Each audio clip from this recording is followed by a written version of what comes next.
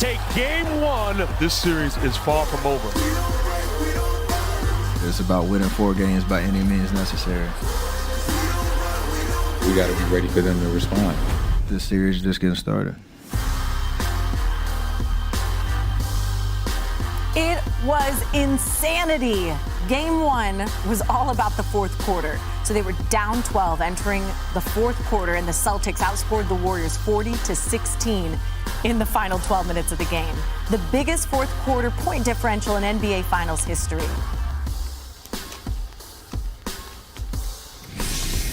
We now welcome in Monica McNutt calling the finals on ESPN Radio. First, congratulations to you, girl boss. So the Warriors actually don't sound that concerned after losing game one at home. But what should they be concerned about heading into this game two? Well, Ashley, obviously, you point to the three-point shooting that the Celtics were able to manufacture, particularly in the fourth, where they were 9 of 12 from three and they shot 51% on the game. But if you dig a little deeper, I do think the Warriors need to be a little bit mindful about guarding the Celtics' penetration. So many of the looks that they got late in the game came off of the initial penetration. And so if they're going to allow the Celtics to go blow by them, even if they don't continue to shoot that way, they have an opportunity to score in the paint, where this team with such good size can be very deadly. So overall, the Celtics played terrific. The Warriors let go of the rope a little bit late in the game. I understand why they're not concerned. It's a long series and they have championship DNA, but there's certainly room for them to make some improvements. Yeah, you can't panic game one. You have a whole season behind you that's given you all this confidence to get to the point where you're at. But talking about Boston, winning game one in the Bay, that's hard to do. They're not going to try to go 2-0 before heading home. How are they going to get that done, Monica? Well, I don't know if 51% from three will travel, Ashley, but it certainly is a good strategy. I would actually look for Jason Tatum to do a little bit more scoring. He had 13 assists in this ballgame, and that was tremendous. But I think if he can get going and maintain his rhythm as a scorer, the rhythm that he had in the first half and the second half, then things will look a little bit different down the stretch. I also thought Robert Williams gave them some big minutes, and of course, Al Horford had a career type of night. To me, if the Celtics can focus a little bit more defensively, because in the first half, it looked like they almost forgot just who Steph Curry is. If they can focus a little bit more defensively and remain steady on the offensive end, they'll put themselves in a good position in the late minutes of the ballgame. This is the beauty of the NBA Finals. We have no idea what to expect. That was proven in game one. It'll probably happen again in game two Sunday. We will see you then, Monica. Thanks so much. Thank you. Sports Center on the road. Quarter in finals history and was the best in any fourth quarter. Kendrick Perkins, what went wrong for Golden State?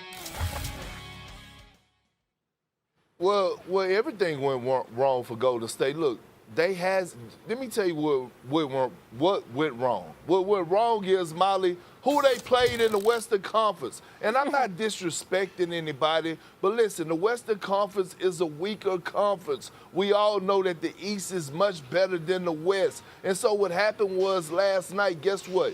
It's just like a boxing match, okay? The Golden State Warriors, they came out and they threw a couple of hooks, they threw a couple straight rights, and they tried to knock them out. And what happened was the Boston Celtics took the punch and said, you know what? Hey, this is not too much for us. I got him. I done took his best shot. That's what boxers do.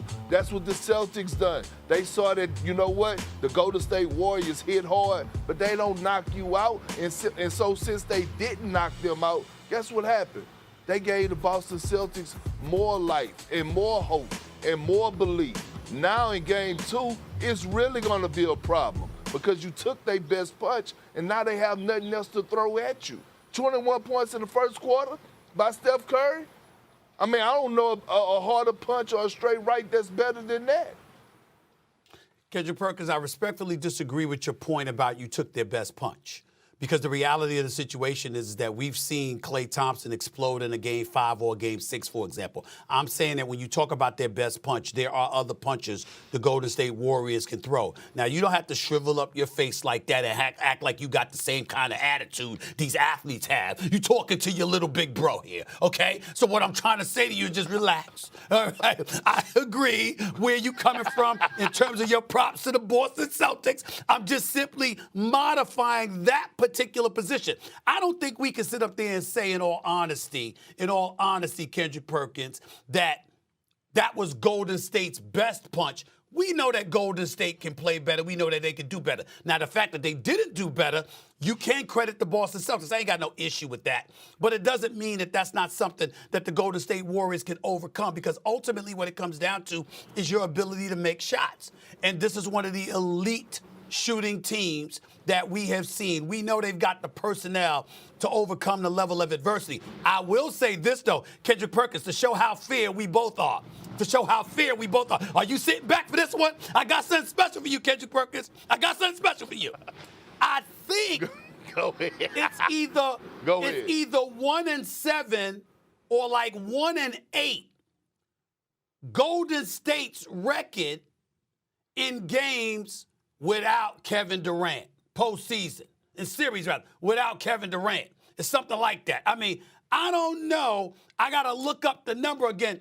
But since Kevin Durant has departed, see how fair I am? See how fair I am? Since Kevin Durant has departed from Golden State, they're having some problems. They're having some problems in the postseason. Just thought it would need to be said. Yeah, they are, but Stephen A., let me explain something to you, okay? Usually when Golden State go up by 10 or 15 points, what's your natural reaction when you're watching the game? They're going to win. What you usually say? Be honest. They're about to run them out of the building. Like it's they're about over, to run them right? out of the building. Yep. Especially at home. Any other team, we would have been like, it's over. They didn't go up by 10 to 15 one time. They was up by 10 to 15 on multiple occasions, twice, where they went up and Boston walked it down. See, here's the thing that I want to explain to you again about Klay Thompson and about Jordan Poole.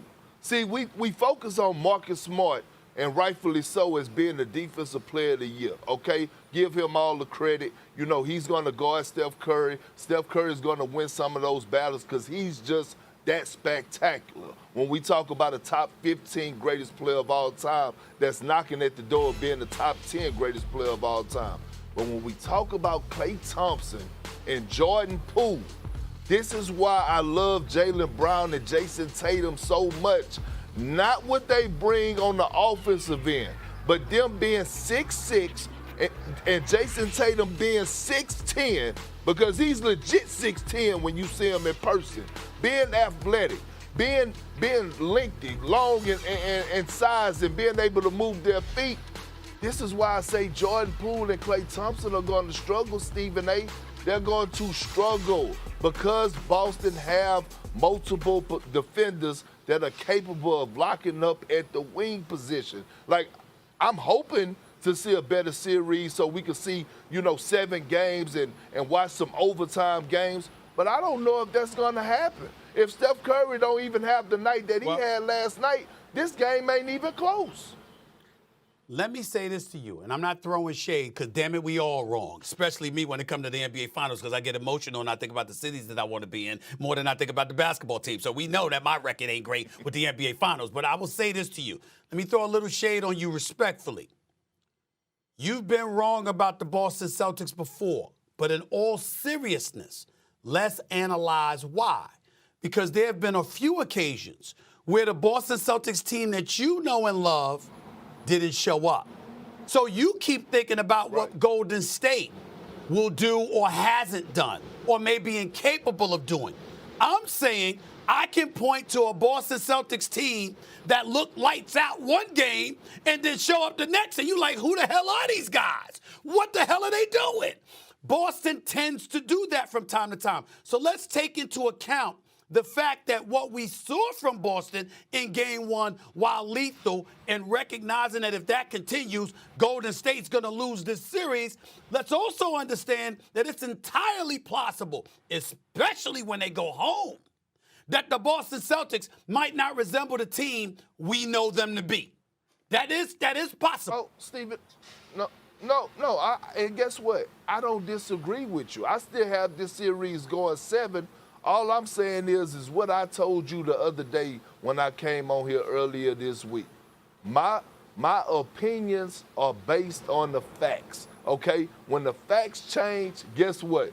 My opinion changed. I think we all need to live by that. That's the perfect analogy. When the facts change, the opinions change. That's just what it is. But from what I saw last night, What I saw last night, Right. the Celtics are more athletic. They have more size, and I just don't see the Warriors overcoming that. I'm not saying they're gonna get swept. You know what the great Shaquille O'Neal used to say? He used to say when people try to guard him, you could get physical with me the first quarter. You could get physical with me in the second quarter. You could get physical with me in the third quarter. But guess what? When it comes to that fourth quarter, I got you, and you're going to be dead. So what happened? Very important point to bring up. You're right. I get where you're coming from. I'm of the mindset that if Golden State could figure out 3 games on how to beat Boston, they could beat them a 4th game in the Game 7. So if Boston takes them out, I think it'll be in 6 instead of 7, or the 7th game at the Chase Center. Number 2, Shaquille O'Neal, there should be an arrest warrant for him. I want to bring this up. Did you see that? Did you see that?